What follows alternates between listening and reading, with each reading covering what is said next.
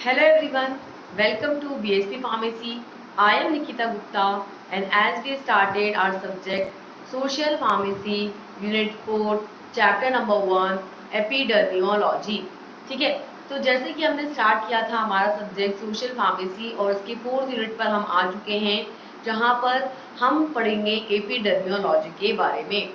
क्या होता है एपिडेमियोलॉजी का मतलब? एपिडेमियोलॉजी का मतलब होता है कि कौन कौन सी एजेंट्स हैं, कौन कौन से बीमारियां हैं, डिजीज हैं जो कि किसी भी पर्टिकुलर एरिया के अंदर फैलते हैं और उन बीमारियों को किस तरीके से होने से रोका जा सकता है, कैसे उनका कंट्रोल किया जाता है, कैसे उनका प्रिवेंशन किया जाता है, ठीक है, और कैसे उनको ट्रीट किया जाता है। तो ये सारी चीज़ें जो है हम यहाँ पे स्टडी करेंगे और देखेंगे कि किस तरीके से हमारी जो नॉलेज है एज एन फार्मासिस्ट वो इन बीमारियों को रोकने के लिए काम आती है।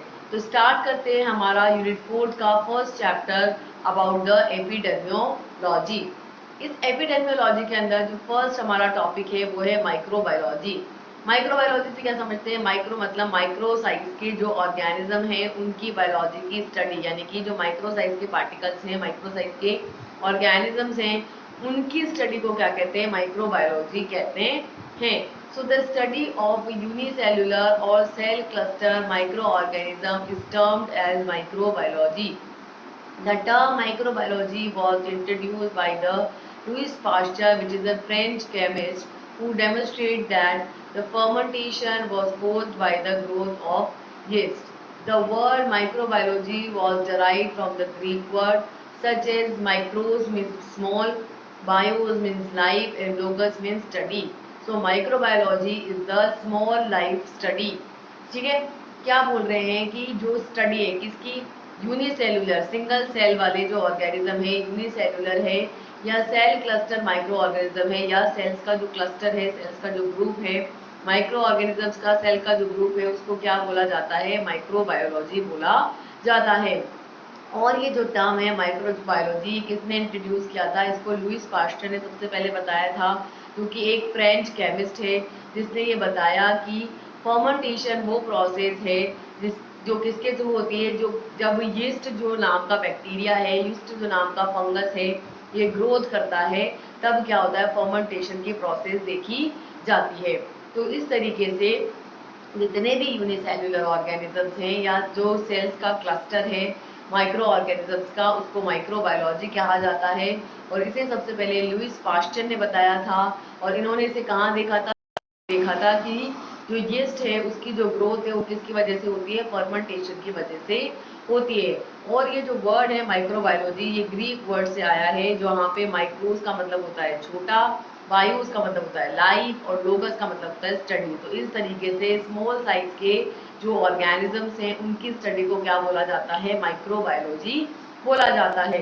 This microbiology is the specific area concern with the study of microbes that are too small and cannot be seen without magnification।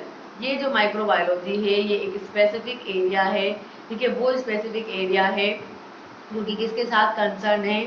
Microbes की स्टडी के साथ कंसर्न होता है। माइक्रोबायोलॉजी किससे रिलेटेड है? माइक्रोब्स की स्टडी से रिलेटेड है, जिसके अंदर क्या होता है? दैट आर टू स्मॉल, जो कि इतने छोटे हैं कि उन्हें बिना मैग्निफिकेशन के नहीं देखा जा सकता, बिना मैग्नीफाई किए बिना उनको नहीं देखा जा सकता, उसको क्या बोलते हैं?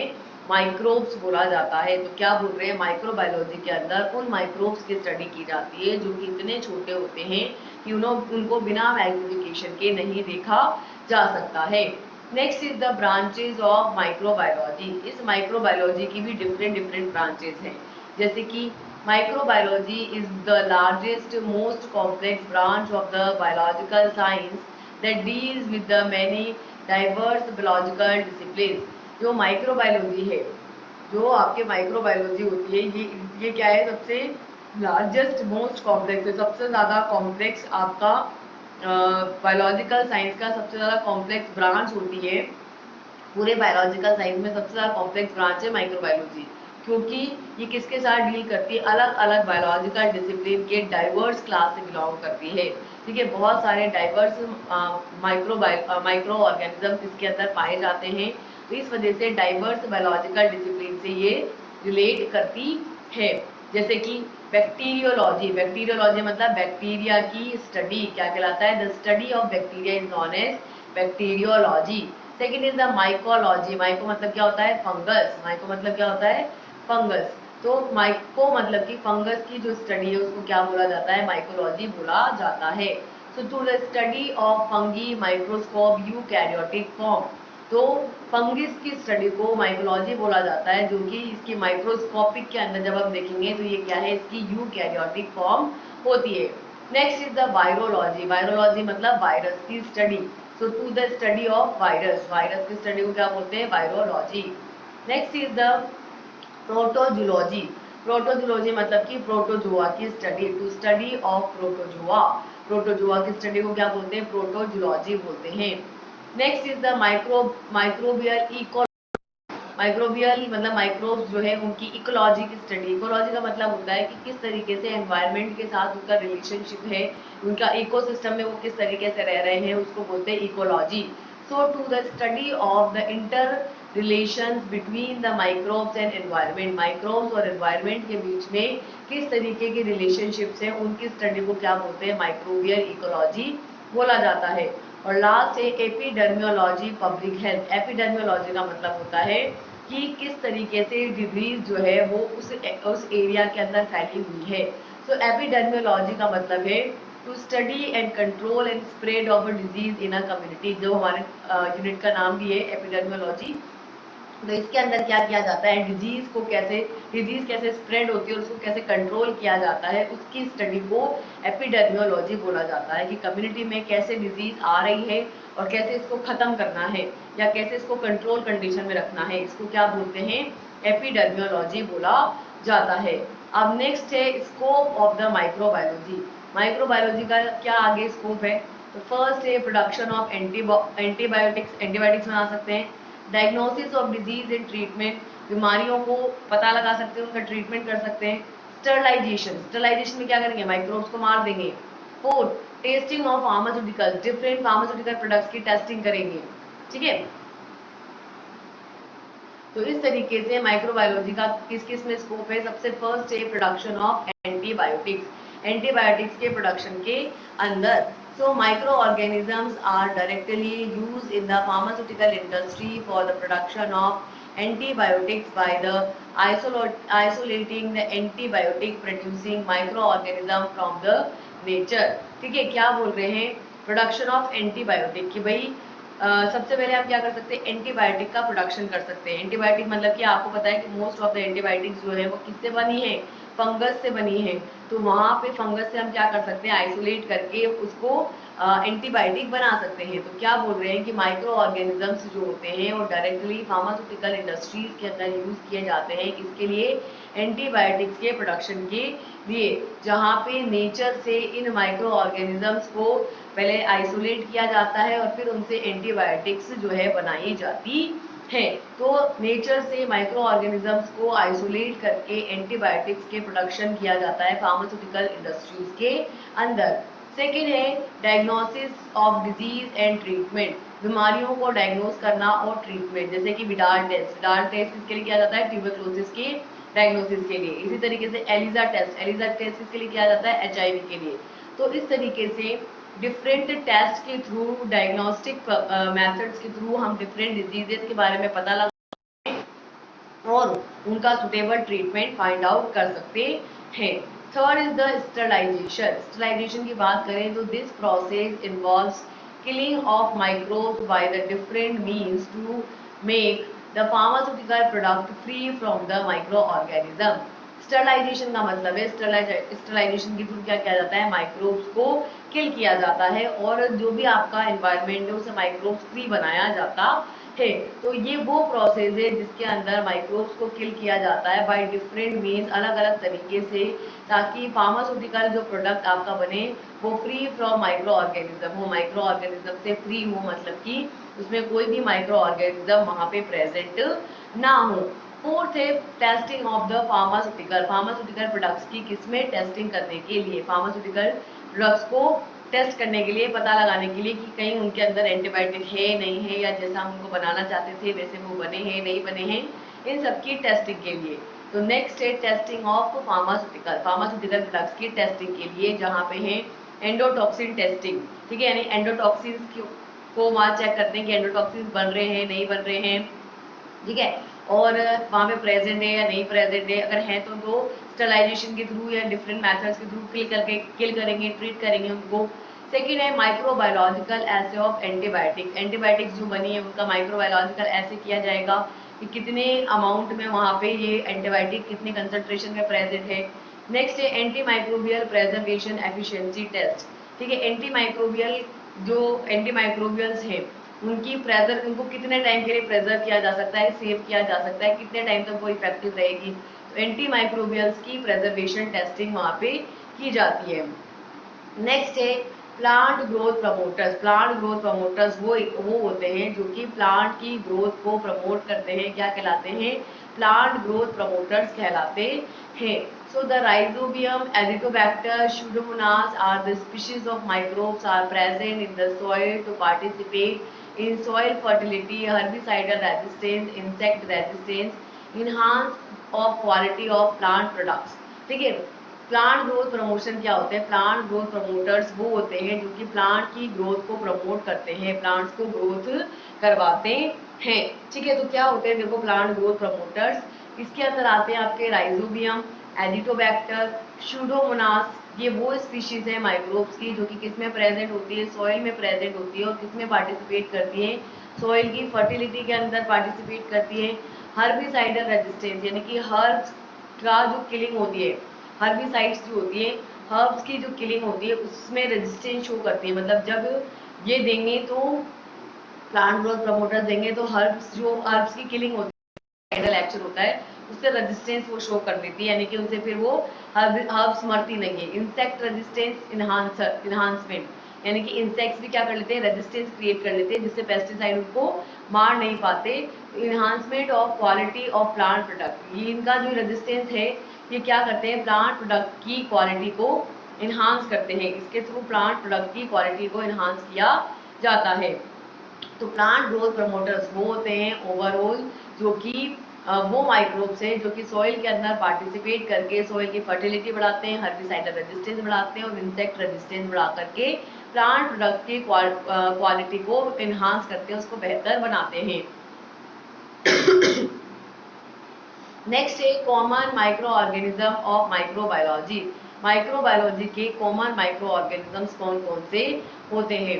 So microbiology includes a large and diverse group of microscopic organism that exist as a single cell of bacteria, archaea, fungi, algae, protozoa, helminth and the virus. Commonly जो माइक्रो ऑर्गेनिजम्स यूज किए जाते हैं microbiology के अंदर जिनको study किया जाता है वो diverse groups of microscopic organism हैं, ठीक है, जो कि किस में एग्जिस्ट करते हैं, जो कि एक सिंगल सेल की फॉर्म में एग्जिस्ट करते हैं, जैसे कि बैक्टीरिया हो सकते हैं, आर्किया हो सकते हैं, ठीक है, फंगस हो सकता है, एल्गी हो सकता है, प्रोटोजोआ हो सकता है, हेलमेंथ हो सकता है, वायरसेस हो सकते हैं, ठीक है। तो इसके अंदर क्या क्या स्टडी करते हैं, माउल्ड, यीस्ट, बैक्टीरिया, एमाइलेज क्यों आ गया यहाँ पे, एमाइलेज गलती से आ गया, एमाइलेज का कोई काम नहीं, एमाइलेज तो एंजाइम है, इसकी बात नहीं करेंगे, ये कोई माइक्रोब नहीं है, ठीक है, तो इसकी यहाँ कोई बात नहीं करेंगे, ठीक है। तो इसके अंदर कुछ कॉमन को यहाँ हम एलोबरेट कर रहे हैं, जैसे कि फर्स्ट है आपकी माउल्स। माउल्स क्या होते हैं, देखो माउल्स है आपके Mucor, Rhizopus, pretty Boitrys, Aspergillus, penicillium is the mold deteriorate the food. The manufacturing of certain food and other related substance. Some specific species of mold are used to mold the ripened cheese, production of oriental fruits such as soya sauce, mesos, etc.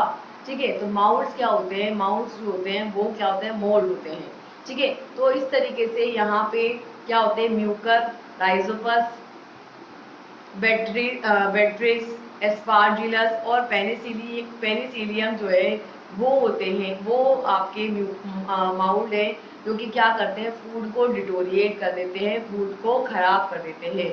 तो इस तरीके से इन कुछ certain food जो material है और इनसे substance होते हैं, इनकी जो मैन्युफैक्चरिंग है ये किसको अफेक्ट करते हैं, ये किसकी वजह से होती है, ये इन कुछ स्पेशल टाइप के माउल्ड, स्पेसिफिक टाइप के जो माउल्ड स्पीशीज है उनको यूज किया जाता है यहाँ पे राइपन चीज को पकाने में, और जो ओरिएंटल फूड्स होते हैं जैसे कि सोया हो गया, सोस हो गया, फिश हो गया, इनके प्रोडक्शन में इनको यूज किया जाता है।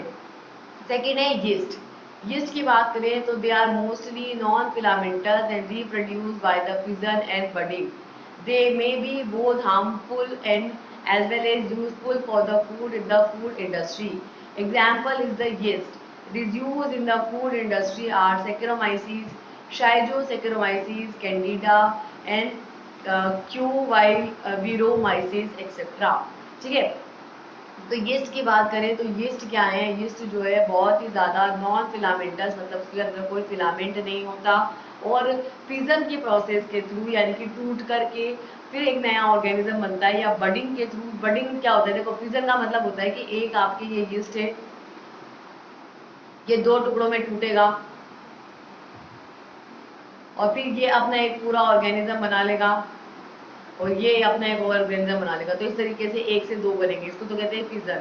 और बडिंग में क्या होता है कि बडिंग के अंदर इस तरीके का रहता है आपके, इसमें कोई एक बड निकल आई है, तो ये बड इसे टूट करके अलग हो जाएगी और ये अपना एक पूरा प्लांट बना लेगी, तो इसको बोलते हैं बडिंग। तो यहाँ पे क्या होता है, नॉन फिलामेंटस होता है और फिजन या बडिंग के प्रोसेस के थ्रू ये रिप्रोड्यूस होते हैं। ये क्या हो सकते हैं, ये हार्मफुल हो सकते हैं, ठीक है, या यूजफुल हो सकते हैं, किसके लिए, फूड इंडस्ट्रीज के अंदर, फूड के लिए, मतलब फूड इंडस्ट्रीज के अंदर ये यूजफुल या हार्मफुल दोनों तरीके के हो सकते हैं। यीस्ट जो है फूड इंडस्ट्री के अंदर जो मेजरली यूज किए जाते हैं वो है सेकेरोमाइसिस, शाइजोसेकेरोमाइसिस, कैंडिडा, कैब्यूल वीरोमाइसिस एक्सेट्रा। ठीक है, तो इनको मोस्टली यहाँ पे यूज किया जाता है। थर्ड है आपके बैक्टीरिया।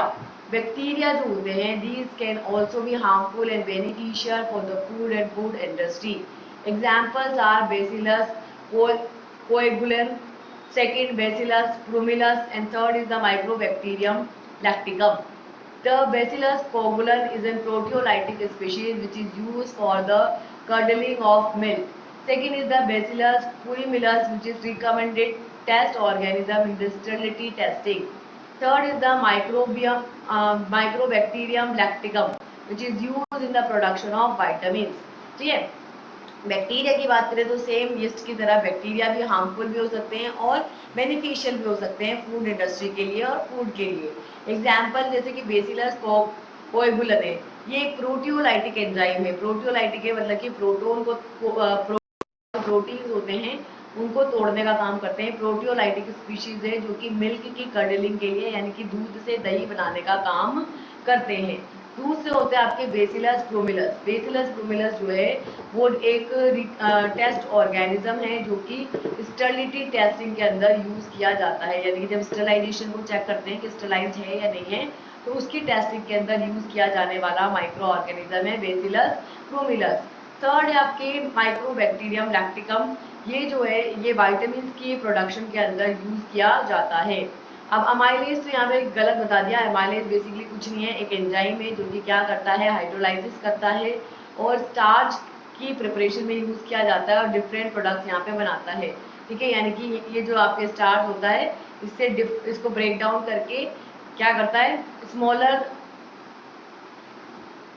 स्मॉलर ग्लूकोज मॉलिक्यूल या हम कहेंगे स्मॉलर कार्बोहाइड्रेट में तोड़ता है उसको। ठीक है, एग्जाम्पल है बियर और विनेगर की प्रोडक्शन के अंदर। नेक्स्ट ये हुआ microbiology. First part complete microbiology. अब हमारा जो मेन चैप्टर था जिसको हमने मेजरली पढ़ना था वो था एपिडेमियोलॉजी। माइक्रोबायोलॉजी की एक ब्रांच है एपिडेमियोलॉजी जिनके अंदर उन माइक्रोब्स को पढ़ा जाता है जो कि डिजीज पोज करते हैं और किस तरीके से इनको किल करके हम डिजीज का प्रिवेंशन कर सकते हैं उसको हम यहाँ पे स्टडी करते हैं। तो एपिडेमियोलॉजी से क्या समझते हैं, epidemiology is the branch of medical science that investigate all the factors that determine the presence or absence of disease and disorders. This epidemiology literally meaning the study of what is upon the people is derived from the Greek word epi मतलब upon, domus मतलब कि people और district and logos मतलब कि study। ठीक है, तो epidemiology क्या है? एपिडेमियोलॉजी जो है मेडिकल साइंस की वो ब्रांच है जहाँ पर हम उन सारे फैक्टर्स को इन्वेस्टिगेट करते हैं, पता लगाते हैं, जो कि किसी भी डिजीज़ के होने के लिए, किसी भी डिसऑर्डर के होने के लिए या नहीं होने के लिए, उसके एब्सेंस के लिए या उसकी प्रेजेंस के लिए रिस्पॉन्सिबल होते हैं, डिटरमाइन करते हैं। क्या कहलाते हैं? एपिडेमियोलॉजी कहलाते हैं। तो इस तरीके से एपिडेमियोलॉजी क्या है? एपिडेमियोलॉजी स्टडी है किसकी? डिजीज के प्रेजेंस और एब्सेंस की, कि वहाँ पे डिजीज प्रेजेंट है या नहीं है, और उसको कैसे कंट्रोल करना है, इसको क्या बोलते हैं? एपिडेमियोलॉजी बोलते हैं।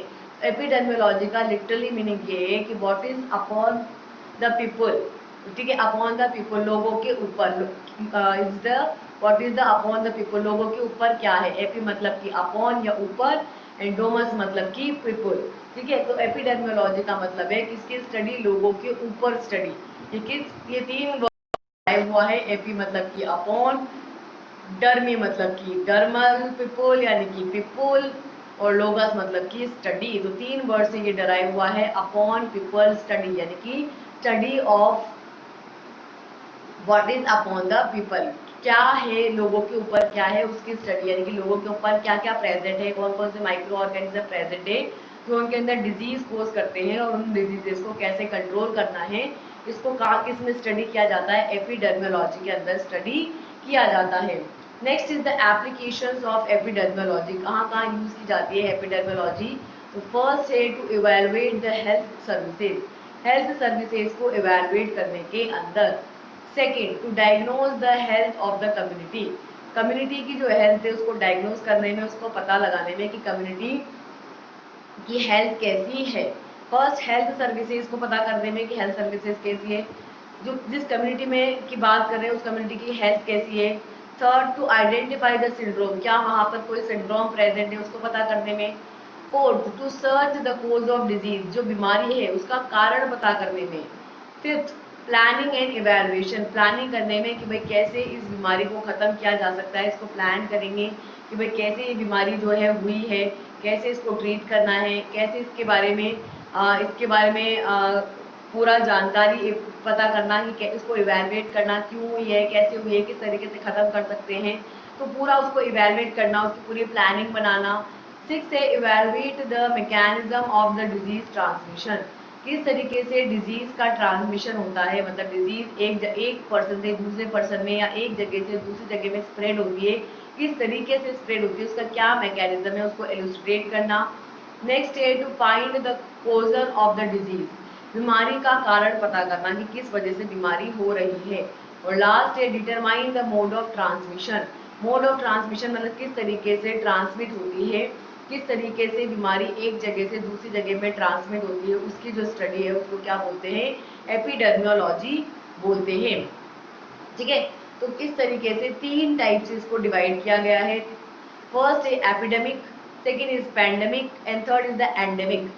एपिडेमिक का क्या मतलब है? Epidemic is defined as a large number of people और animal suffering from the same disease at the same time, whereas pandemic is defined as the growth rate skyrockets and each day growth more than the day prior. The virus has nothing to do with the virology, population, immunity, and disease severity. It means the virus covers a wide range affecting the several countries and the population. Whereas the endemic is the disease which is outbreak is endemic.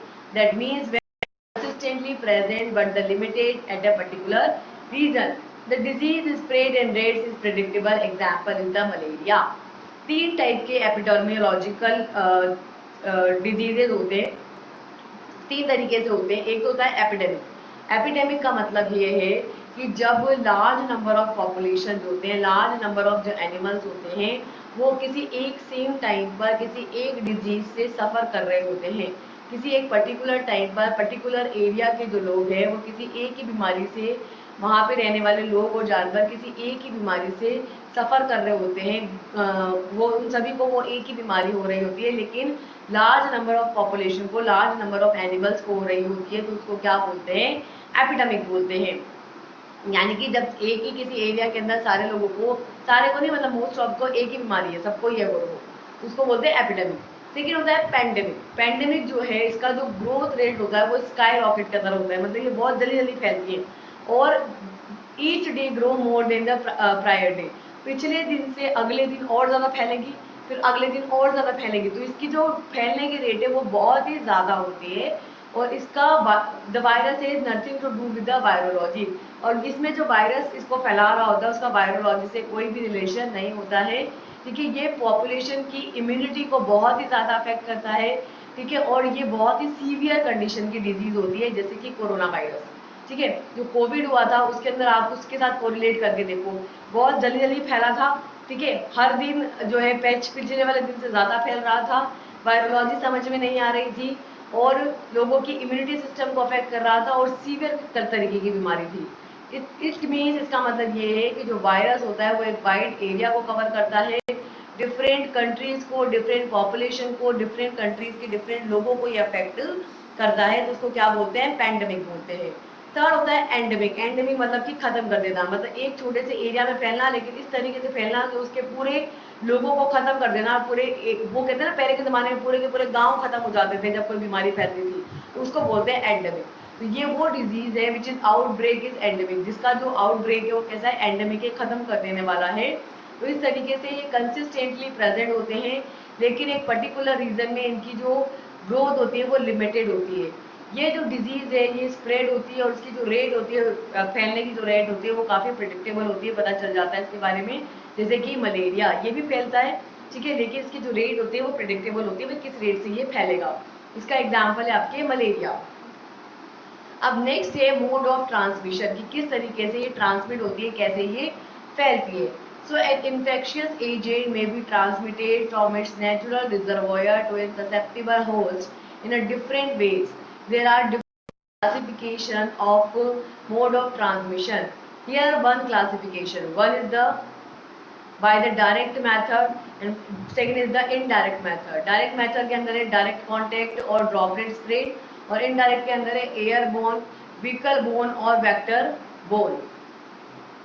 ठीक है, तो क्या बोल रहे हैं mode of transmission के अंदर कि कैसे ट्रांसमिट होगी आपकी डिजीज, तो ये बोल रहे हैं कि कोई भी इंफेक्शियस एजेंट जो है जब इसके नेचुरल रिजर्वोयर से किसी भी ससेप्टिबल ऑर्गेनिज्म से जहाँ पे ये प्रेजेंट है वहाँ से किसी भी होस्ट के अंदर जिसके अंदर ये फैल सकता है उसके अंदर अलग अलग तरीके से ट्रांसमिट हो जाता है, अलग अलग तरीकों से चला जाता है, तो उसको क्या बोलते हैं, ट्रांसमिटेंस बोलते हैं। और ये जो है मोड ऑफ ट्रांसमिशन ये अलग अलग टाइप का हो सकता है, अलग अलग टाइप में इसको क्लासिफाई किया गया है। जैसे कि दो टाइप का हो गया, एक तो डायरेक्ट और एक इनडायरेक्ट। एक तो डायरेक्टली जो ट्रांसमिट होगा और एक जो डायरेक्टली नहीं बल्कि इनडायरेक्टली ट्रांसमिट होगा। तो डायरेक्ट के अंदर तो दो टाइप आते हैं, एक तो डायरेक्ट कॉन्टैक्ट के थ्रू कि एक पर्सन दूसरे पर्सन के कॉन्टैक्ट में आया तो वो ट्रांसमिट हो गया, या फिर ड्रॉपलेट स्प्रेड के थ्रू, जैसे कि आपने छींका और छींकने के जो ड्रॉपलेट्स हैं वो उस एनवायरनमेंट में प्रेजेंट है जहाँ पे दूसरा पर्सन उन ड्रॉपलेट्स के कांटेक्ट में आ जाता है, तो वो डायरेक्ट ड्रॉपलेट के थ्रू भी स्प्रेड हो सकता है। तो दो तरीके हैं, एक तो डायरेक्ट कांटेक्ट और ड्रॉपलेट स्प्रेड, ये डायरेक्ट के अंदर आते हैं। इनडायरेक्ट के अंदर आते हैं कि जो एयरबोर्न है, हवा में आप प्रेजेंट हो तो आपके थ्रू हवा में चले गए और हवा से उड़ते उड़ते उस इंसान में चले गए, तो एयरबोर्न हो सकता है। व्हीकल बोर्न हो सकता है, मतलब किसी भी व्हीकल के थ्रू जा सकता है। वेक्टर बोर्न हो सकता है, जहाँ पे किसी भी वेक्टर के ऊपर बैठ करके माइक्रो ऑर्गेनिज्म जा सकता है, या तो वो मैकेनिकल हो सकता है वेक्टर या बायोलॉजिकल हो सकता है। जैसे अगर मैं टेबल पे हाथ रख दूँ और मुझे कोई बीमारी हो, सेम कोई और बंदा भी इसी पे हाथ रख दे तो वो चला जाएगा, वो चला जाएगा, क्या बोलते हैं, जो भी बैक्टीरिया वायरस है डिजीज कोजिंग वो चला जाएगा। तो इस तरीके से इनडायरेक्ट तरीके से भी यहाँ पे ट्रांसमिशन हो सकता है। अब नेक्स्ट है इंक्यूबेशन पीरियड। इंक्यूबेशन पीरियड का मतलब क्या होता है, the time elapsed between the exposure to an pathogen organism, a chemical, a radiation and a when sign and symptoms are first appear. The period of time between the harmful bacteria or virus entering a person's and animal's body or entering a plant and effect of a disease। ठीक है, incubation period का क्या मतलब होता है, incubation period का मतलब होता है वो टाइम elapsed, वो टाइम जिसके अंदर कोई भी पैथोजेनिक ऑर्गेनिज्म के एक्सपोजर में आता है, पैथोजेनिक माइक्रो ऑर्गेनिज्म के कांटेक्ट में आता है। ठीक है, ठीक है, या किसी केमिकल के या रेडिएशन के कांटेक्ट में आता है, और उसके कांटेक्ट में आने के बाद जब पहली बार साइन एंड सिम्टम्स लगते हैं, उस टाइम पीरियड को क्या बोलते हैं, इंक्यूबेशन पीरियड बोलते हैं। यानी कि किसी भी माइक्रो ऑर्गेनिज्म के या पैथोजन के कांटेक्ट में आए आप, और या केमिकल के या रेडिएशन के, जिस भी वजह से वो बीमारी फैलती है, उसके कांटेक्ट में आए और जब साइन एंड सिम्टम्स दिखाई देने लगे, उन दोनों के बीच का टाइम पीरियड इंक्यूबेशन पीरियड कहलाता है।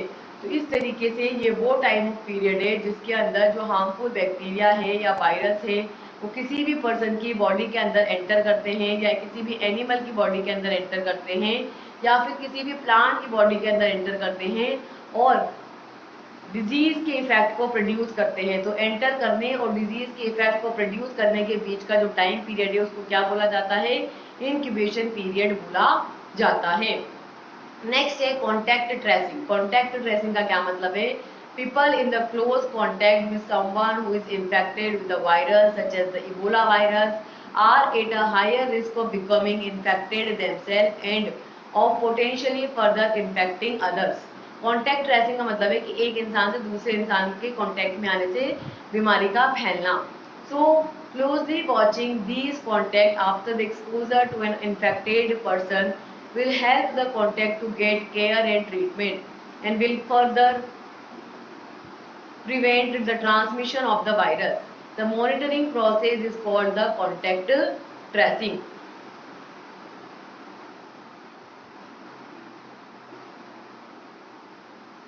क्या बोल रहे हैं कि जब कोई लोग किसी के साथ क्लोज कांटेक्ट में आते हैं, उस इंसान के साथ क्लोज कांटेक्ट में आते हैं जिसको किसी भी वायरस का इन्फेक्शन हो रखा है, जैसे कि इबोला वायरस का, तो उस टाइम पर उनके अंदर बहुत ही हायर रिस्क होता है कि वो भी क्या हो जाए, इन्फेक्ट हो जाए और आगे जाकर के औरों को भी इन्फेक्ट कर दे। तो इसलिए जब भी कोई भी पर्सन किसी भी इन्फेक्टेड पर्सन के क्लोज कांटेक्ट में आता है या कांटेक्ट में आता है, तो उस टाइम पे उसको ध्यान से उसको वॉच करने की ज़रूरत है कि वो किसके कांटेक्ट में आया है, और उसको उस रिलेटेड केयर और ट्रीटमेंट लेने की ज़रूरत है ताकि वो आगे फर्दर वायरस का ट्रांसमिशन ना करे। इस मॉनिटरिंग प्रोसेस को क्या बोला जाता है, कॉन्टैक्ट ट्रेसिंग बोला जाता है। अब हम एक एक यहाँ पे इन्फेक्शन डिजीज के बारे में देखेंगे, उसके साइन एंड सिम्टम्स के बारे में देखेंगे, और थोड़ा थोड़ा उसके बारे में समझेंगे कि ये क्यों हो रहा है, किस माइक्रो ऑर्गेनिज्म की वजह से हुआ है, और इसमें क्या सिम्टम्स देखने को मिलेंगे, ताकि हम इसको आइडेंटिफाई कर सकें कि ये बीमारियां हैं और इस तरीके की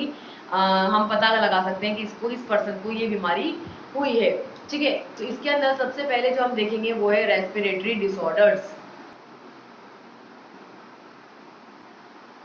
नेक्स्ट रेस्पिरेटरी इन्फेक्शन के अंदर जो पहली अपने वो है रूबेला। रूबेला वायरस का नाम सुना होगा। So this is a causative agent, is the causative agent of this disease is known as जनरल मीजल्स। रूबेला वायरस का जो पॉजिटिव एजेंट है वो है जनरल मीजल्स। इसके क्या क्या साइन एंड सिम्टम्स हैं, कि क्या क्या देखने को मिलेगा इसके अंदर, जैसे कि हेडेक, सिर दर्द, स्टफी एंड रनी नॉइज, नाक बहती रहेगी, इन्फ्लाम्ड, लाल लाल आंखें दिखाई देगी, है ना, जैसे कि वूल में रेडनेस हो रखी होगी। तो सिर दर्द, स्टफी नॉइज और इन्फ्लाम्ड आईज जो इसके सिम्टम्स हैं, और इसकी एपिडेमियोलॉजी है कि every 6 to 9 year and pandemic every 10 to 30 years. हर 6 से 9 साल के अंदर ही देखने को मिलती है, और पेंडेमिक कंडीशंस में हर 10 से 30 साल के अंदर देखने को मिलती है। The last world wide pandemic occurs in the 1962 to 1964। तो आखिरी बार इसका पेंडेमिक अटैक आया था वो 1962 से 1964 के अंदर देखने को मिला था। नेक्स्ट जो आपकी डिजीज है वो है मम्स। मम्स जो है इट इज इसका जो पॉजिटिव एजेंट है वो है it is a viral illness which is caused by the paramyxovirus. Its clinical presentation is the fever, headache, muscle ache, tiredness, loss of appetite, and symptoms are typically occurs in 16 to 18 days after the infection, and the epidemiology is there is between 100 to 1000 cases per 1 lakh population each year। Second जो आपकी disease है वो है mums. Mums का जो infection कोज करने वाला agent है, जो पॉजिटिव एजेंट है वो है वायरस, और ये एक वायरल इलनेस है जो किसके थ्रू हुई है, पैरामिक्सो वायरस की वजह से हुई होती है। इसका क्लिनिकल प्रेजेंटेशन ये है कि इसमें कैसा दिखाई देता है, फीवर, सिर दर्द दिखाई देता है, हेडेक होता है, मसल एक, मसल्स में दर्द होता है, टायर्डनेस, थकान हो जाती है और लॉस ऑफ एपेटाइट, भूख चली जाती है। इसके जो सिम्टम्स हैं, जब इसका इन्फेक्शन होता है तो उसके 16 से 18 दिन बाद इसके सिम्टम्स देखने को मिलते हैं। इसकी एपिडेमियोलॉजी है कि हर साल 1 लाख लोगों में से भी कम 100 से 1000 केस इसके हर साल देखने को मिलते हैं। नेक्स्ट जो थर्ड है आपकी डिजीज, वो है एवियन इन्फ्लुएंजा या बर्ड फ्लू। बर्ड फ्लू जो किसकी वजह से हुई है? बर्ड्स की वजह से। इसका पॉजिटिव एजेंट क्या है? It is cause by the influenza virus. Influenza virus की वजह से ये देखने को मिलती है। इसके सिम्टम्स और क्लिनिकल प्रेजेंटेशन के अंदर है cough, fever, sore throat, muscle aches, shortness of breath. ठीक है, इसके साथ क्या क्या सिम्टम्स हैं कि इसमें कफ होएगा, ठीक है, बुखार आएगा, गला सूखा सूखा भारी जैसा हो जाएगा, मसल्स में पेन होगा, सांस लेने में दिक्कत होगी। इसकी एपिडेमियोलॉजी क्या है? The avian virus has spread from Asia to Europe and Africa and has become the endemic in population in the some countries. ये जो एविन वायरस है ये फैल रहा है एशिया से यूरोप के अंदर और उसके बाद अफ्रीका में फैला है और ये एंडेमिक बन चुका है। पॉपुलैरिटी के अंदर कैसा है? एंडेमिक, मतलब कि जिस एरिया में हो जाता है उस एरिया को पूरी तरीके से खत्म कर देता है। ठीक है, कुछ कुछ कंट्रीज के अंदर ये एंडेमिक डिजीज की तरह स्प्रेड हुआ है। बर्ड फ्लू की बात करें, all you need to know, इसके बारे में आपको सब कुछ पता होना चाहिए। नेक्स्ट है H1N1 फ्लू, जिसको स्वाइन फ्लू भी बोले जाता है। इसका जो पॉजिटिव एजेंट है वो है they are cause by the influenza virus. The symptoms are fever, chills, cough, sore throat, watery, red eyes, fatigue, diarrhoea, nausea and vomiting. These flu symptoms developed about 1 to 3rd day after you are exposed to the virus. The epidemiology is in the US, the number of clinical illness was estimated is 59 million, 2,65,000 hospitalizations and 12,000 death. H1N1 virus जो है, जिसको swine flu भी बोला जाता है, किसकी वजह से होता है?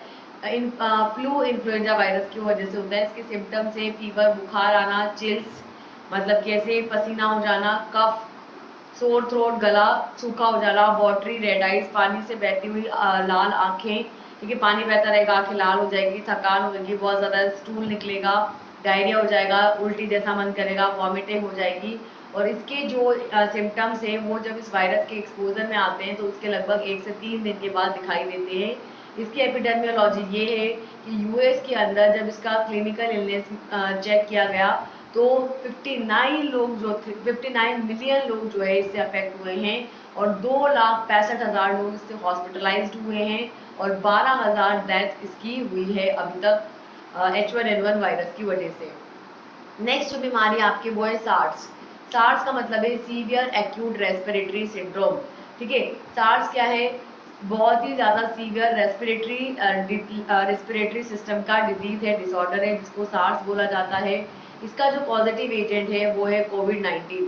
ठीक है, SARS is cause by the कोविड-19 and the symptoms are aches, chills, diarrhoea, dry cough, low oxygen level. And epidemiology is SARS originated in the southern China in November 2020 and was brought to Hong Kong in the February 2003.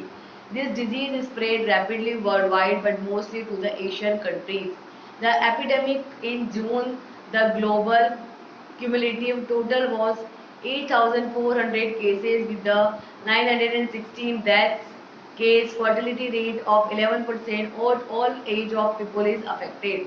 SARS जो है, SARS का मतलब है acute severe acute respiratory syndrome. किसकी वजह से होता है? कोविड-19 की वजह से होता है। क्या सिम्टम्स हैं? एक्ने, चिल्स, डायरिया मतलब एक्ने हो जाना, पिंपल्स हो जाना, चिल्स ठंड लगना, एक्सेस स्टूल फॉर्मेशन होना, ड्राई कफ सूखी खांसी हो जाना और ऑक्सीजन का लेवल कम हो जाना।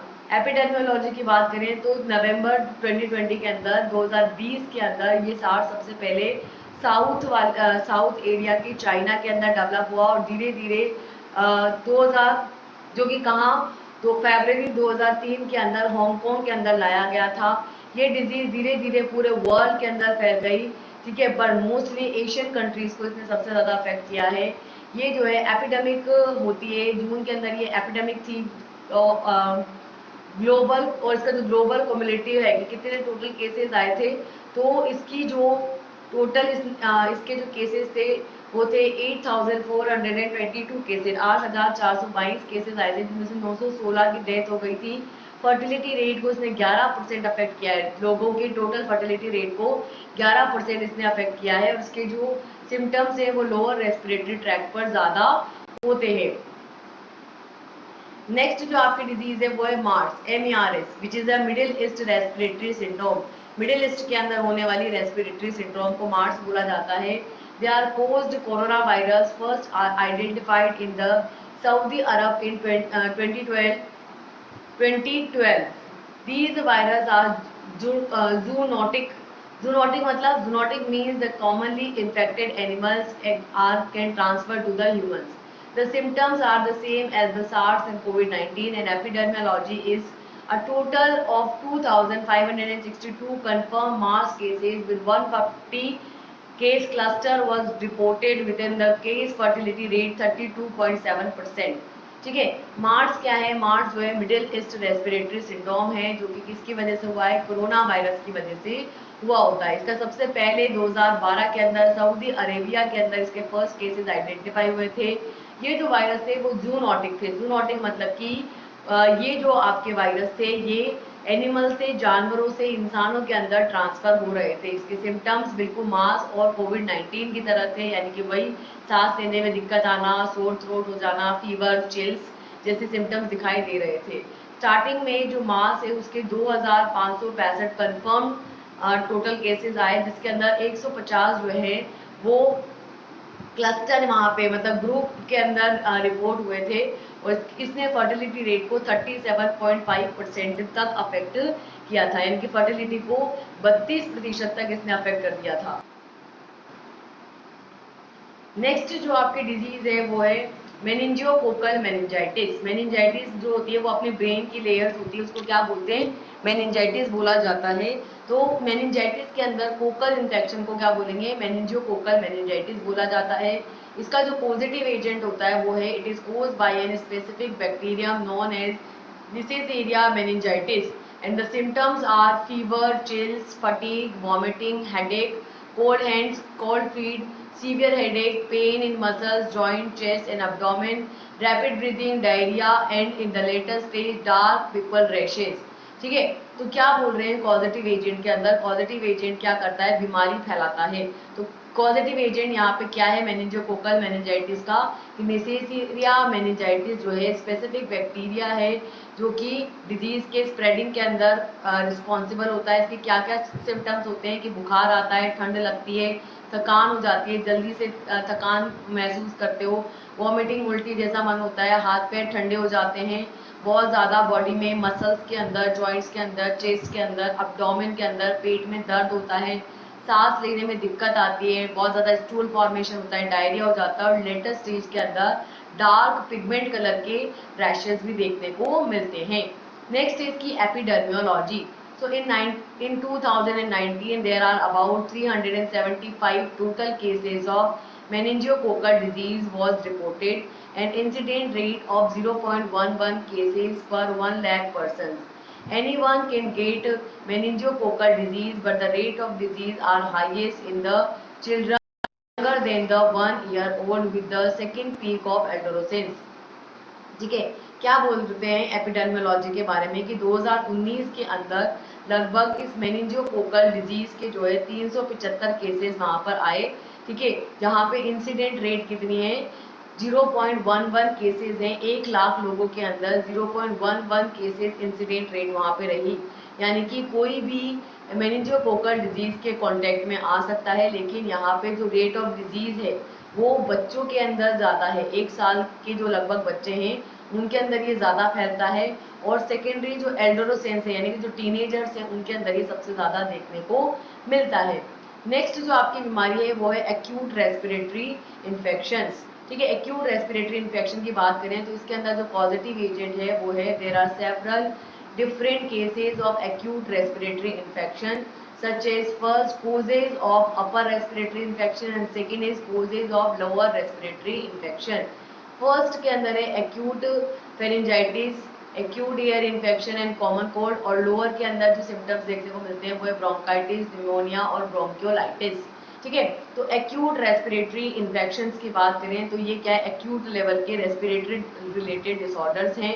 इसके अंदर जो पॉजिटिव एजेंट है वो अलग अलग होते हैं, क्योंकि अलग अलग टाइप का ही होता है ना, तो उस बेसिस पर अलग अलग यहाँ पे एक्यूट रेस्पिरेटरी इन्फेक्शन के अलग अलग कोजेस हो सकते हैं। जैसे कि दो तरीके के इन्फेक्शन, एक तो अपर रेस्पिरेटरी ट्रैक्ट के और एक लोअर रेस्पिरेटरी ट्रैक्ट के रिलेटेड इन्फेक्शन। तो जो अपर रेस्पिरेटरी ट्रैक्ट के इन्फेक्शन है उसके अंदर आता है एक्यूट लेवल का फेरेंजाइटिस यानी कि फेरिंग्स में इन्फ्लेमेशन, ईयर में कान में इन्फ्लेमेशन और कॉमन कोल्ड। ठीक है। इसी तरीके से लोअर रेस्पिरेटरी ट्रैक्ट के जो इन्फेक्शन है उसमें आता है ब्रोंकियाइटिस यानी ब्रोंक्योल्स में इन्फेक्शन, न्यूमोनिया हो जाना और ब्रोंकियोलाइटिस मतलब कि ब्रोंक्योल्स के अंदर इन्फेक्शन होना। ठीक है। जो एक तो ब्रोंकस में होना, एक ब्रोंकियोल्स में होना। ठीक है। तो इसके क्या साइन एंड सिम्टम्स है, इसके सिम्टम्स के अंदर है congestion either in the nasal sinus और lungs, runny nose, cough, sore throat, body aches and fatigue. ठीक है। तो इसके साथ क्या क्या साइन एंड सिम्टम्स देखने को मिलते हैं कि कॉन्जेशन मतलब सांस लेने में दिक्कत आना, नेजल साइनस हो जाना, लंग्स में प्रॉब्लम होना, नाक बहती रहती है, कफ हो जाता है, सोर थ्रोट गले के अंदर खराश हो जाती है, शरीर पर ऐसे एक्ने निशान बन जाते हैं, थकान हो जाती है। तो ये कॉमन साइन एंड सिम्टम्स के साथ देखने को मिलते हैं। नेक्स्ट है इसकी epidemiology. So an acute respiratory infection can cause 4.5 million deaths among children every year and the overwhelming majority occurring in the developing countries। ठीक है। तो इसकी एपिडेमियोलॉजी कुछ इस तरीके से है कि ये एक एक्यूट रेस्पिरेटरी इन्फेक्शन है और ये लगभग 4.5 मिलियन डेथ कर चुकी है। हर साल के अंदर 4.5 मिलियन डेथ करती है। ठीक है। जो कि मोस्टली जो डेवलपिंग कंट्रीज हैं उसके अंदर मोस्टली ये काफ़ी ज़्यादा मेजोरिटी के अंदर फैल रहा होता है। नेक्स्ट जो अपना वायरस है वो है इबोला वायरस। किसकी वजह से होता है, इसका पॉजिटिव एजेंट क्या है, it is caused by an infection with a group of virus with in the genus Ebola virus, क्यूनेवा virus, Marburg virus and Ebola virus. The sign and symptoms are fever, aches, pain such as severe headache, muscles and joint pain, weakness and fatigue, sore throats, loss of appetite, gastrointestinal symptoms including abdominal pain, diarrhea and vomiting। ठीक है। And the epidemiology is Ebola virus can spread to people when they have contact with an infected animals blood, body fluid and tissues। Ebola virus then spread from one person to another person through the direct contact with the blood and body fluids of a person who is sick with or has died from the Ebola virus disease। ठीक है। Ebola की बात करें तो Ebola किसकी वजह से होता है, इबोला जो है एक डिफरेंट ग्रुप ऑफ वायरसेस की वजह से होता है जो कि इन्फेक्शन फैलाता है। ये किस जीन से बिलोंग करता है, इबोला वायरस जीन से बिलोंग करता है। क्यूले वायरस, मार्बर्ग वायरस और इबोला वायरस की बिलोंग करता है। मतलब इबोला वायरस की डिफरेंट जीनस है, क्यूआ वायरस, मारबर्ग वायरस और इबोला वायरस। ये जो होते हैं ये मेजरली इस इबोला के स्प्रेडिंग के लिए रिस्पॉन्सिबल होते हैं। इसके साथ क्या क्या साइन एंड सिम्टम्स देखने को मिलते हैं कि फीवर आएगा, बुखार आएगा, एक्ने यानी निशान बन जाएंगे, पेन यानी कि दर्द होगा, बहुत ज़्यादा सीवियर दर्द होगा, मसल्स पे पेन होगा, जॉइंट्स में पेन होगा, कमजोरी आ जाएगी, थकान होएगी, गला सूख जाएगा, भूख नहीं लगेगी और गैस्ट्रोइंटेस्टाइनल सिम्टम्स होंगे जैसे कि अब्डोमिनल पेन, पेट में दर्द होगा, डायरिया हो सकता है, वॉमिटिंग कर सकता है इंसान। तो ये मेजर साइन एंड सिम्टम्स देखने को मिलेंगे। और इसके साथ क्या एपिडेमियोलॉजी है कि जो इबोला वायरस होता है वो जब कोई भी पर्सन किसी भी इन्फेक्टेड एनिमल के ब्लड के या उसके किसी भी बॉडी फ्लूइड के या टिश्यू के कांटेक्ट में आता है तो ये उसके अंदर फैल जाता है और फिर एक पर्सन से दूसरे पर्सन के अंदर डायरेक्ट कांटेक्ट के थ्रू जब वो ब्लड या ब्लडी बॉडी फ्लूइड के थ्रू एक पर्सन से दूसरे पर्सन के अंदर फैल जाता है। मतलब कि पहले किसी भी जानवर के ब्लड, बॉडी फ्लूइड या टिश्यू से किसी एक इंसान में फैलेगा, फिर एक इंसान से ऐसे बाय ब्लड या बाय बॉडी फ्लूइड जो है एक सिक पर्सन से दूसरे सिक पर्सन के अंदर इस तरीके से फैलता जाएगा। ठीक है। ये हो गए अपने सारे रेस्पिरेटरी इन्फेक्शंस। अब सेकेंड है अपने इंटेस्टाइनल इन्फेक्शंस। इंटेस्टाइनल इन्फेक्शंस के अंदर फर्स्ट आता है आपके अमीबियासिस। ठीक है। अमीबियासिस का पॉजिटिव एजेंट है, amoebiasis is a disease which is caused the parasite Ent amoeba histolytica। The clinical symptoms of presentation is loose fat, that is poop, stomach pain and stomach cramping. The epidemiology is only about 10 to 20% of people who are infected become the sick, and infected people do not become seriously ill. ठीक है, intestinal infection की बात करें तो इसमें intestine में infection होगा, इसको क्या बोलते हैं, इसके अंदर फर्स्ट है आपकी अमीबियासिस, जो कि किसकी वजह से हुआ है, पैरासाइट एंड अमीबा हिस्टोलाइटिका की वजह से होता है। इसका क्लिनिकल प्रेजेंटेशन ये होता है कि इसके अंदर जो है लूज पीसेस निकलता है, यानी डायरिया जैसा लूज फीकल मटेरियल निकलता है, पेट में दर्द होता है, पेट में क्रैम्प्स होते हैं, और इससे जो है लगभग 10 से 20% जो लोग हैं वो इससे इन्फेक्ट हो रहे हैं और वो बीमार हो रहे हैं, और वो क्या कर रहे हैं,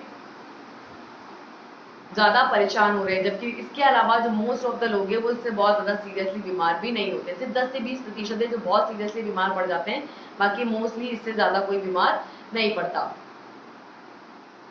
नेक्स्ट है आपके वर्म इन्फेस्टेशन।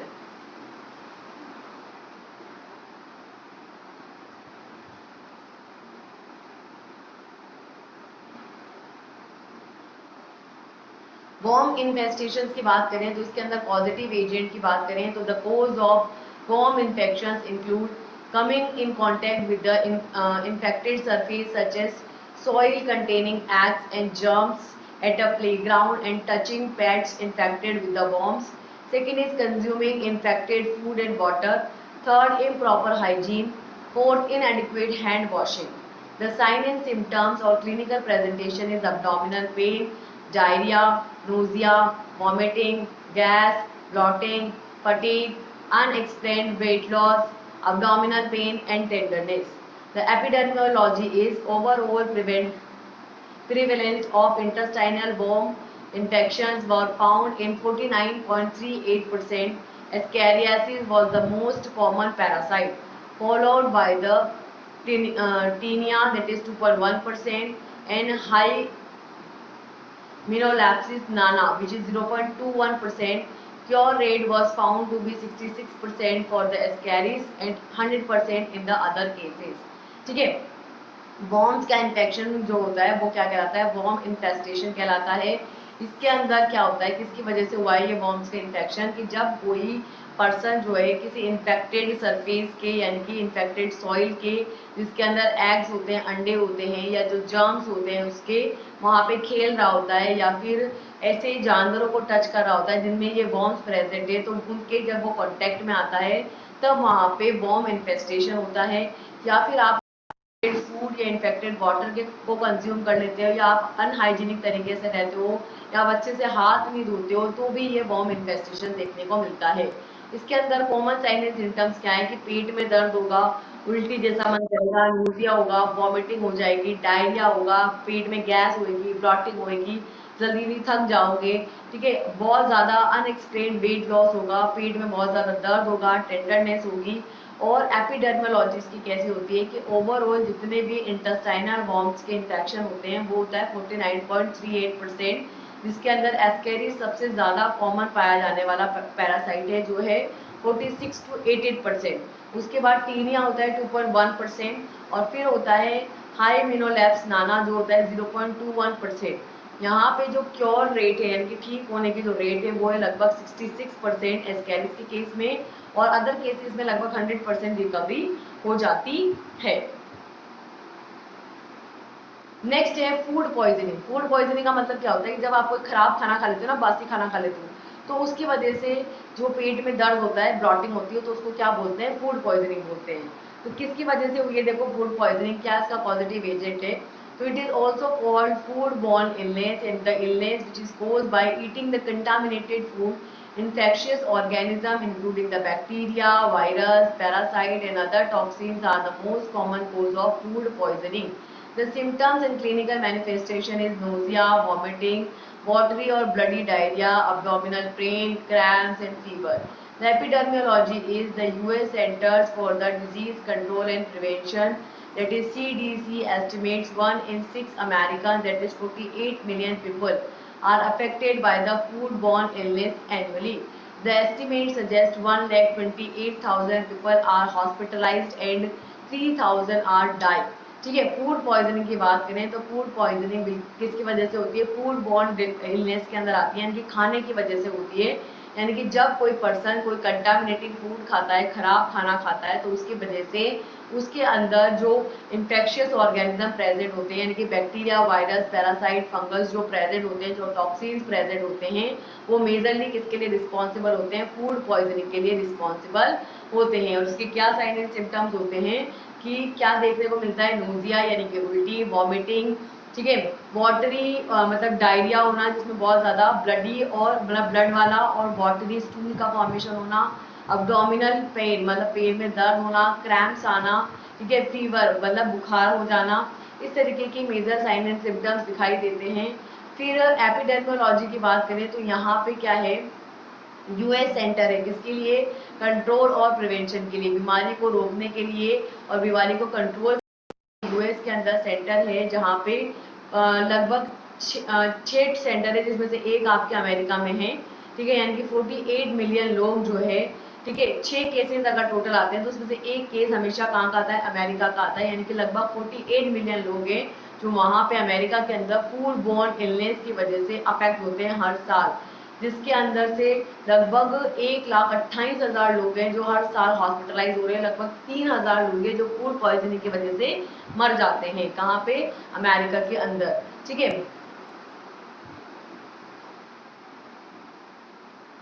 नेक्स्ट जो है आपने वो है आर्थ्रोपोड बोर्न इन्फेक्शन। आर्थ्रोपोड जो रहता है ना, ये हो गया इंटेस्टाइन वाले जो इन्फेक्शन है। अब हम देखेंगे कि आर्थ्रोपोड की वजह से कौन कौन से इन्फेक्शन देखने को मिलते हैं, ठीक है।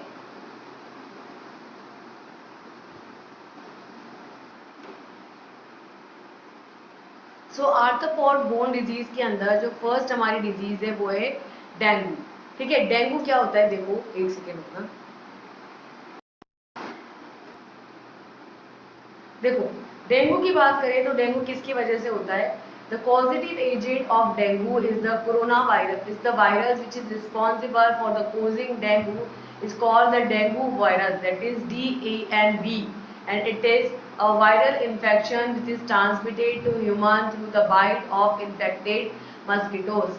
The symptoms and clinical presentation is clinical findings include nausea, vomiting, rashes, acne, pains, and a positive tourniquet test. Leukopenia, and it is followed warning signs such as abdominal pain, tenderness, persistent vomiting, clinical fluid accumulation, mucosal bleeding, lethargy, restlessness, and liver enlargement. The epidemiology is in 2010 the incidence of dengue has increased to about 15 per million people annually in different states.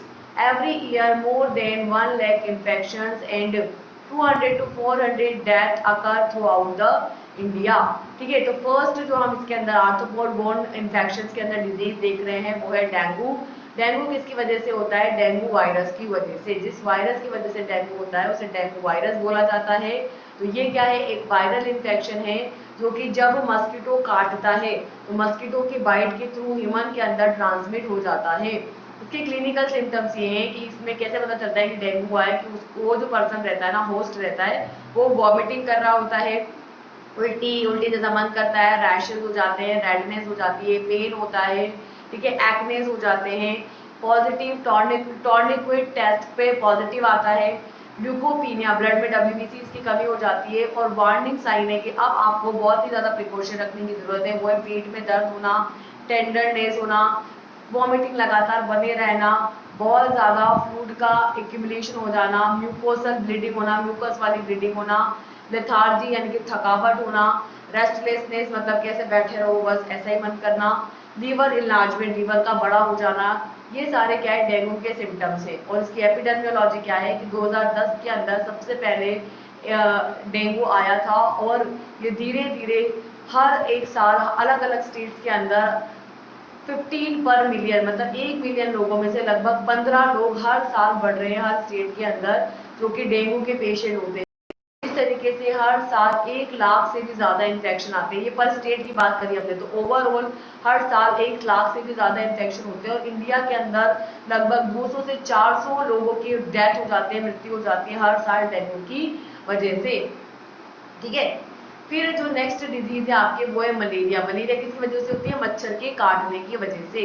So malaria is caused by a single celled parasite genus Plasmodium.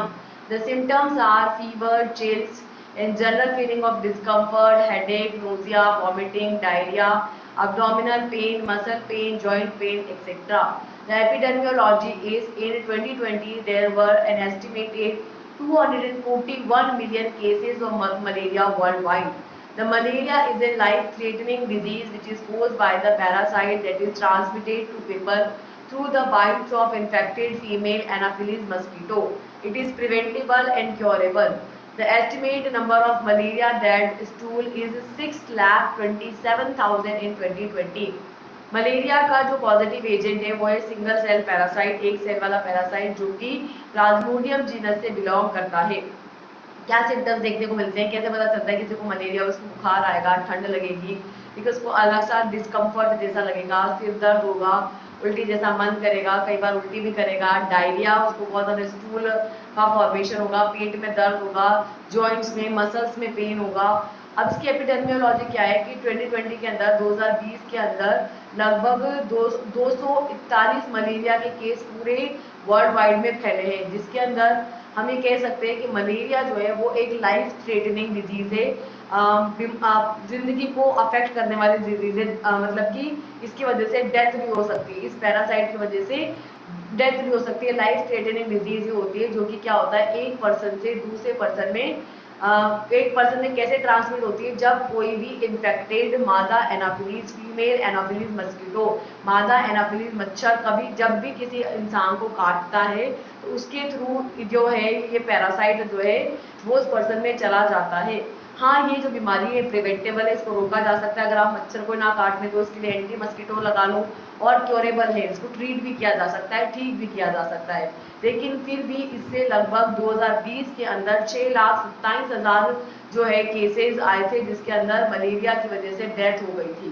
ठीक है, तो इतनी खतरनाक बीमारी है ये, और world wide अभी तक इससे 241 मिलियन केसेस मलेरिया के आ चुके हैं 2020 में।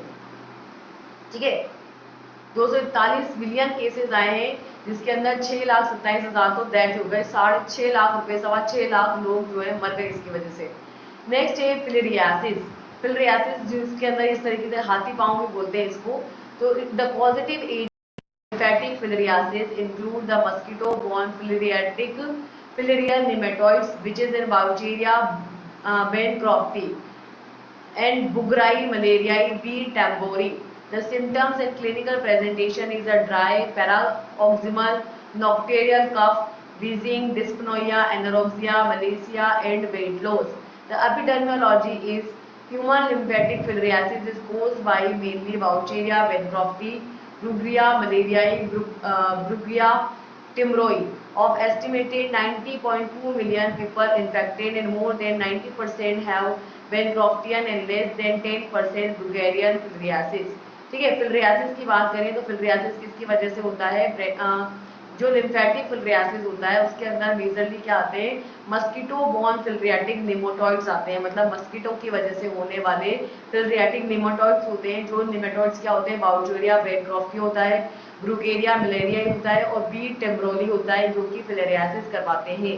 और इसके साइन एंड सिम्टम्स क्या हैं कि ड्राई कफ देखने को मिलेगा, पैराऑक्सिमल नॉक्टीरियल कफ देखने को मिलेगा, मतलब रात में सोते सोते खांसी चलेगी, ठीक है, विजिंग घबराहट होगी, सांस लेने में दिक्कत आएगी, एनोरेक्सिया भूख नहीं लगेगी, मलेशिया मतलब मसल्स में पेन होगा, और वेट लॉस हो जाएगा, बहुत ज्यादा वजन कम हो जाएगा, शरीर के ऊपरी हिस्से का वजन कम हो जाएगा और नीचे इस तरीके से हाथी पांव हो जाएगा। ठीक है, इस तरीके का। एपिडर्मोलॉजी की बात करें तो जो लिम्फेटिक फिलरियासिस है वो मेनली किसकी वजह से होता है? बाउचेरिया बैनक्रॉफ्टी की वजह से, ब्रुगाई मलेरियाई की वजह से, और ब्रुगेरियाई टिम्ब्रोरी की वजह से होता है। और लगभग 90.2 मिलियन लोग, 90.2 मिलियन लोग जो है इससे इन्फेक्ट हुए हैं, और इनमें से मोर देन 90%, 90% से भी ज्यादा बैनक्रॉफ्टियन की वजह से, और 10% लगभग बुल्गेरियन फिलरियासिस की वजह से यहाँ पे इन्फेक्ट हो रहे हैं। नेक्स्ट जो बीमारी है वो है आपकी चिकनगुनिया। चिकनगुनिया की बात करें तो उसका जो पॉजिटिव एजेंट है वो क्या है? It is caused by the chikungunya virus, that is chikoo.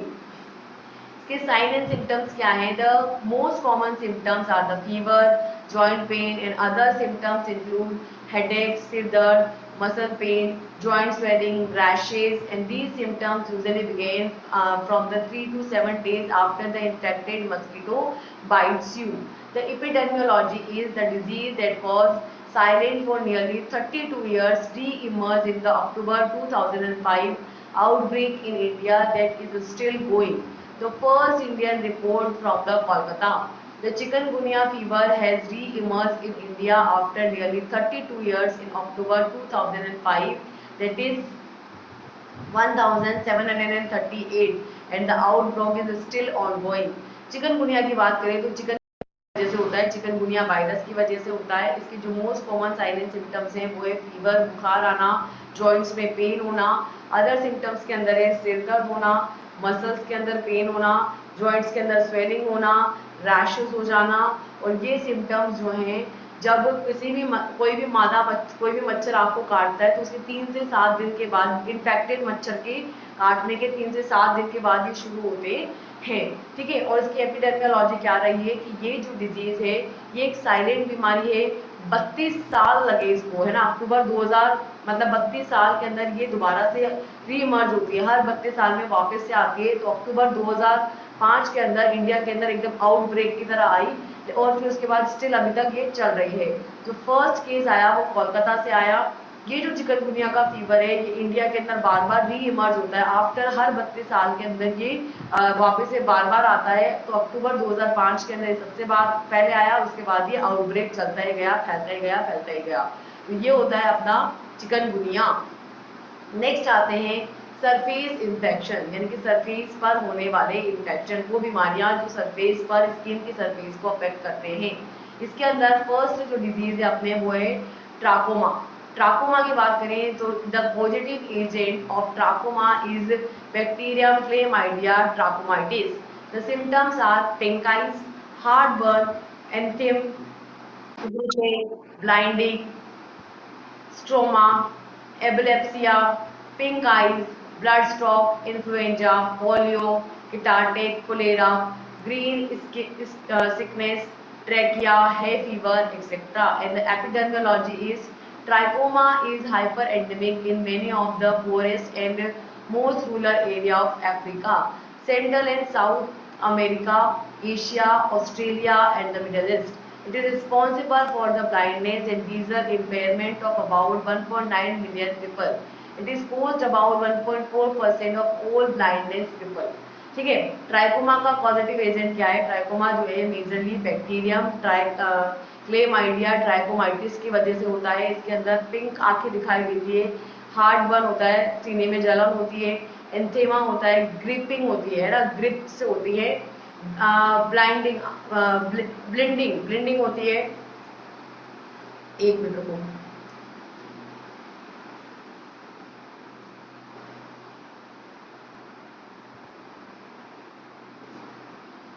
तो क्या क्या देखने को मिलता है? एपिलेप्सिया, पिंक आइज यानी कि पिंकिश आइज हो जाती है, ब्लड स्ट्रोक यानी कि रक्त का थक्का, इन्फ्लुएंजा जैसे सिम्टम्स, पोलियो यानी कि पेन जो है वो सही से काम नहीं करेगा, कैटरेक्ट यानी अंधापन, कोलेरा हो जाएगा, ग्रीन सिकनेस मतलब कि बीमारी जैसा, बुखार जैसा लगेगा, ट्रेकिया जो है वो उसमें प्रॉपर काम नहीं होगा, हे फीवर, ठंड लग करके बुखार आएगा। एंथेम का मतलब है कि बहुत ज्यादा म्यूकस का सिक्रीशन होगा, मुंह से सलाइवा का सिक्रीशन होगा।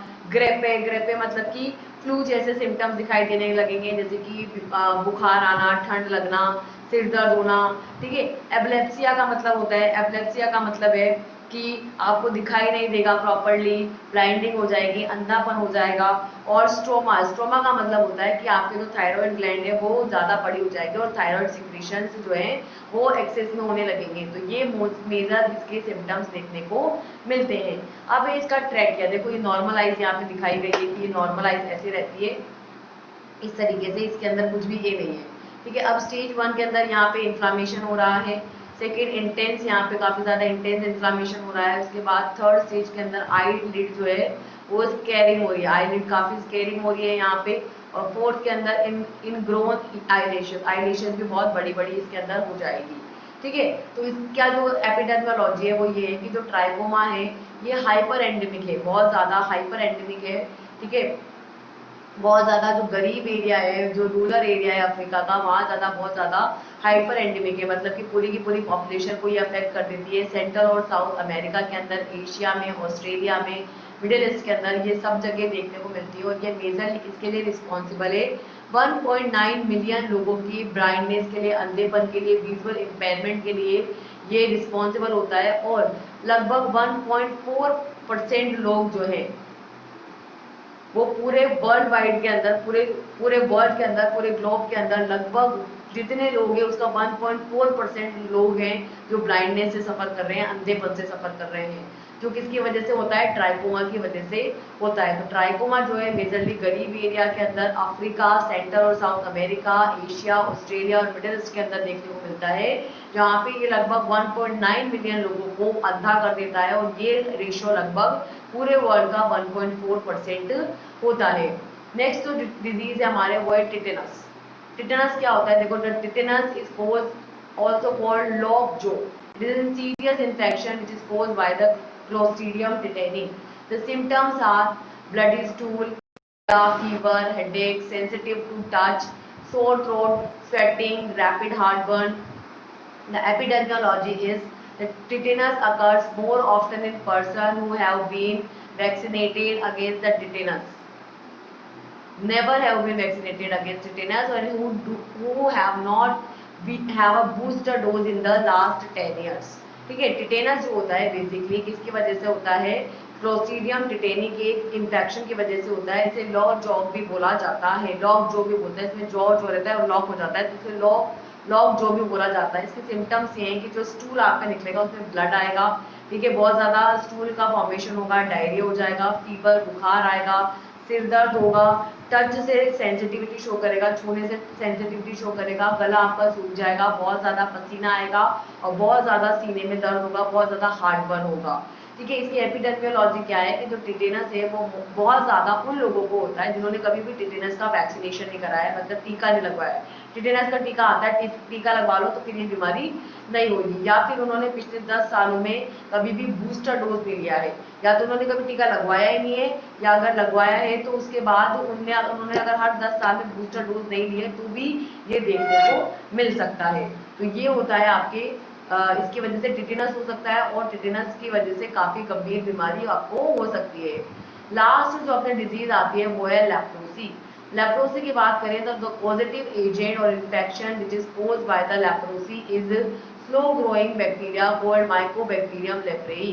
The symptoms are snuffy noise, nose bleed, growth nodules on the skin, thick, stiff and dry skin, painless ulcers on the sole of the feet, painless swelling and lumps on the face and elbows, and loss of eyebrow and eyelashes. The epidemiology is every year around 4 lakh new cases of epilepsy occurs in the India, and India contributes about 80% of the global epilepsy case load. ठीक है, तो क्या बोल रहे हैं कि epilepsy जो है वो इन्फेक्शन है जो धीरे धीरे बैक्टीरिया की ग्रोथ की वजह से, धीरे धीरे जब बैक्टीरिया ग्रोथ करता है, कौन सा बैक्टीरिया, माइकोबैक्टीरियम लेप्रेई, जो धीरे धीरे ग्रोथ करता है, तो उसकी वजह से जो इन्फेक्शन होता है उसको लेप्रोसी बोला जाता है। इसके साथ क्या साइन एंड सिम्टम्स होते हैं कि बहुत ज्यादा आपके नोज जो है वो स्टफ हो जाएगी, नाक से खून बहेगा, ठीक है, स्किन में जो ऐसे जो दिखाया गया है डायग्राम में ऐसे नोड्यूल्स हो जाएंगे, इस तरीके के नोड्यूल्स हो जाएंगे स्किन पर, जो स्किन रहेगी वो सूखी सी है ना, ड्राई सी, स्टफ सी, स्टिक सी हो जाएगी, थिक हो जाएगी। और जो पैर के अंदर, पैर की जो सोल होता है ना, नीचे वाला तलवा, उस पर पेनलेस, दर्द नहीं होगा, बिना दर्द वाले अल्सर्स, छाले पड़ जाएंगे। और पेनलेस मतलब कि जो चेहरा है ईयर लॉब से उसके अंदर लम्स हो जाएंगे, लेकिन उसमें कोई दर्द नहीं होगा। और लॉस ऑफ आईब्रोज, आईब्रोज चली जाएंगी, आई लैशेस चली जाएंगी, ठीक है। और इसकी एपिडेमियोलॉजी क्या रही है कि इन इंडिया के अंदर लगभग हर साल 4 लाख नए केसेस आते हैं एपिडेमियोलॉजी के, और ये जो है लगभग टोटल जितना लेप्रोसी फैलता है उसका लगभग 80% उसमें इंडिया ही कंट्रीब्यूट करता है। सबसे ज्यादा लेप्रोसी के केसेस जो है वो इंडिया के अंदर पाए जाते हैं, ठीक है।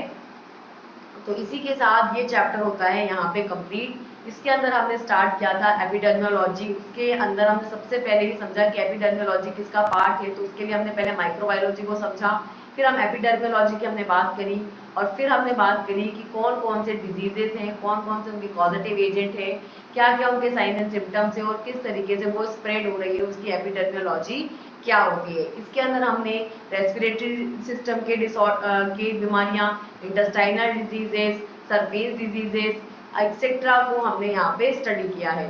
तो इसी के साथ हमारा ये लेक्चर होता है यहीं पर कंप्लीट, और ये यूनिट भी होती है इसी के साथ कंप्लीट।